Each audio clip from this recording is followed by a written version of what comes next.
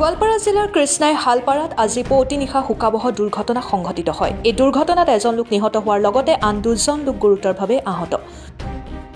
কৃষ্ণাৰ নিকটৱৰ্তী হালপাৰাৰ 17 নং ৰাষ্ট্ৰীয় ঘাইপথত সংঘটিত হয় এই শোকাবহ পথ দুৰ্ঘটনা। পথৰ দাঁতিত ৰখাই থোৱা কয়লা পৰিবাহী ট্ৰাকৰ পিছফালে প্ৰচণ্ড বেগত খুন্দা মাৰে এল্টো বাহনে, যাৰ ফলত এল্টো বাহনখন ট্ৰাকৰ পিছফালে সোমাই যায় আৰু এল্টো বাহনত থকা 5 গৰাকী লোকৰ ভিতৰত 3 গৰাকী লোক আহত হয়। ইয়াৰে এজন লোক অতি সংকটজনক অৱস্থাত আৰক্ষীয়ে উদ্ধাৰ কৰি চিকিৎসালয়লৈ প্ৰেৰণ কৰে যদিও চিকিৎসালয়ত মৃত্যু হয়।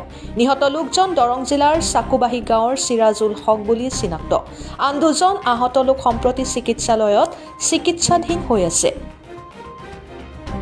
দুৰ্ঘটনাগ্ৰস্ত ট্ৰাকখনৰ নম্বৰ AS01EC2239 আৰু এল্টো বাহনখনৰ নম্বৰ AS01BA8766।